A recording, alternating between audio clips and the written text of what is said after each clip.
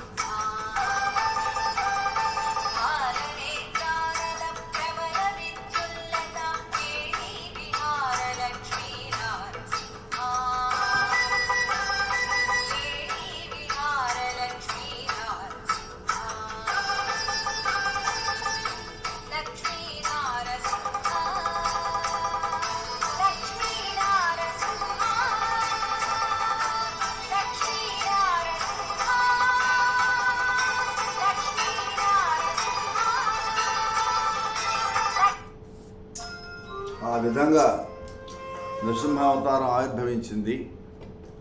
హిరణ్యకశిపుడు శ్రీహరితో శత్రుత్వం పొందాడు. శత్రుత్వం వల్ల అతని మనస్సులో రోషం అనేటువంటి అగ్ని భగభగ మండిపోతూ ఉంది. ఆ రోషాగ్ని జ్వాలలు చెల్లరేగి ఆయనలో ఉండి ఆ విజ్ఞానాన్ని వినయాన్ని కాల్చివేశాయి. ధైర్య గంభీరాల వల్ల ఆయన హృదయం దగదగా మెరిసిపోయింది అంటాడు పోతన్న గారు. మనోచాంచల్యం వల్ల తామసగుణం విజృంభించింది. ఆ తామసగుణం వల్ల అతని స్థైర్యం చిందు దొక్కింది. పట్టలేనప్పుడు ఆవేశంతో హిరణ్యకశిపుడు హూంకరించి ప్రహ్లాదుని ధిక్కరించాడు. ఎరా, ఇందులో హరిని చూపించరా అన్నాడు. అని అరచేతితోటి ఆ సభామండప స్తంభాన్ని బలంగా తెరిచాడు విష్ణు విరోధి అయినటువంటి హిరణ్యకశిపుడు. ఆ దెబ్బకు అతని చేతి బంగారు మణిమయ కంకణాలు గణగణ ధ్వనించినాయి. ఆ రాక్షసేంద్రుడు దిగ్గజాల దంతాలు విరిచివేసేటటువంటి తన హస్తంతో స్తంభాన్ని కొట్టేటప్పటికీ ఆ దెబ్బకి 4 దిక్కులు కూడా విశ్వలింగాలు విరజిమ్ముతూ చిటిని పెటిలి ఆ మహాస్తంభ ఫెళఫెళమని భయంకరమైన ధ్వనులు చేసింది.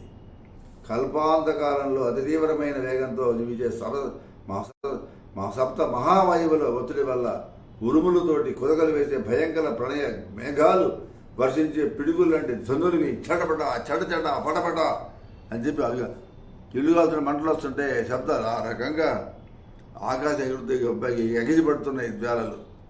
బ్రహ్మ, ఇంద్రుడు, వరుణుడు, వాయువు, అగ్ని అందరి దేవతలతోటి సమస్త జంతుజాలంతో ఈ బ్రహ్మాండ భాండం గుండెలు అలిసిపోయేట్టుగా పెఠేరున పగిలిపోయినట్లయిపోయింది.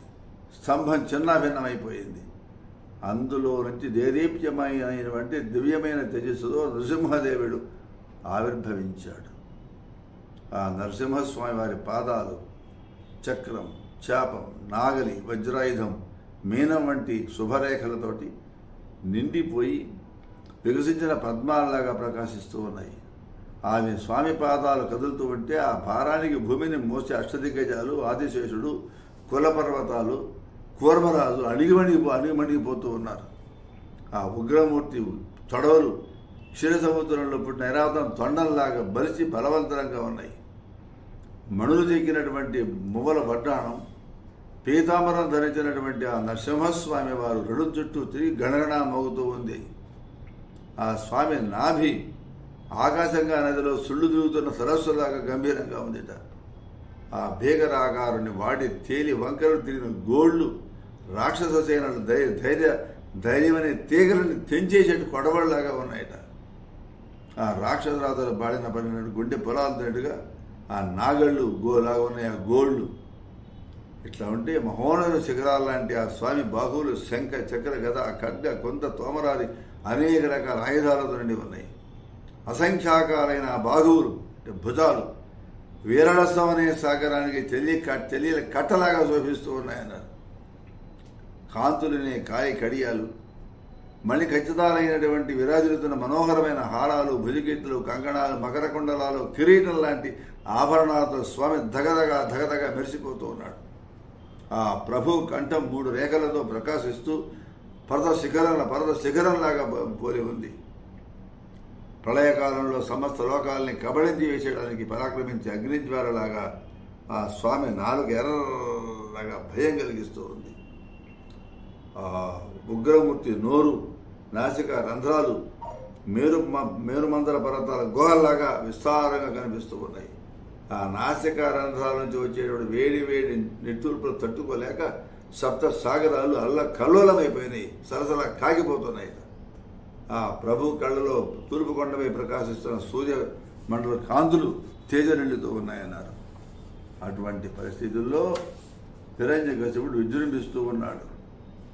ఇంద్రధనుస్సులాగా వంగి ఉన్నటువంటి స్వామివారి యొక్క కనుబొమ్మలు ముడిబడి ముఖం భయంకరంగా ఉంది. ఆయన చిక్కని చెక్కిళ్ళ గంట శిలలాగా అతి కఠినంగాను అతి కమనీయంగాను కనిపిస్తూ ఉన్నాయి. ఆ నరసింహం అంటూ ఆ నరసింహస్వామి సింహ గర్జనకి కుముదం, సుప్రతీకం, వామనం, ఐరావణం, సార్వభౌమం అనే గొప్ప దిగ్గజ పెద్ద ఏనుగుల చెవులు పగిలిపోతున్నాయి. ఆ మహానుభావుడి తెల్లని దేహం వెండి కొండలాగా ప్రకాశిస్తూ చూడటానికి శక్యం కాని విశేష కాంతి వెలిగిపోతూ ఉంది. ఆ శరీర కాంతులు శత్రువులైన రాక్షసుల గర్వాంధకారాన్ని చీల్చివేస్తున్నాయి. ఆ నరసింహస్వామి ఆకారం ప్రహ్లాదుడికి సంతోషం కారణంగా ఉంది, హిరణ్యకశిపుడికి సంతాప కారణంగా ఉంది. ఆ నరకేసరి అంతరంగం కూడా కరుణాంధ్ర రసంతో ఒకటి, బహిరంగంగా వీరరసంతో విరాజిల్తూ ఉంది. దివ్య ప్రభావ సంపన్నుడైనటువంటి ఈ నరసింహస్వామి వారు ఈ విధంగా స్తంభంలో నుంచి సభాస్తంభం మధ్య నుంచి ఆవిర్భవించాడు. అద్భుతమైనటువంటి దృశ్యం చూసిన హిరణ్యకశిపుడు ఆశ్చర్యపోయినాడు. చేతలు ఉడిగిపోయినాయి, నిశ్చేషుడైపోయి ఇలా అనుకుంటున్నాడు, వరే వరే వరే వరే, నరమూర్తి కాదు, నరరూపమా కాదు, ఇది నరమూర్తి కాదు, కేవలం హరిమూర్తియు కాదు. ఇది నరరూపము కాదు, సింహరూపము కాదు, మానవాకారము కేసరియాకారమునున్నది. యథార్థంగా ఇది మానవాకారం, సింహాకారం రెండు కలిసి, అంటే నరరూపము సింహరూపము కలిసి ఏర్పడినటువంటి శ్రీహరి యొక్క మాయా రూపం ఇది. లేకపోతే ఇలాంటి రూపం ఎక్కడైనా ఉంటుందా? నరమూర్తి కాదు, కేవల హరిమూర్తియు కాదు, మానవాకారముకే సరియాకారమునున్నది.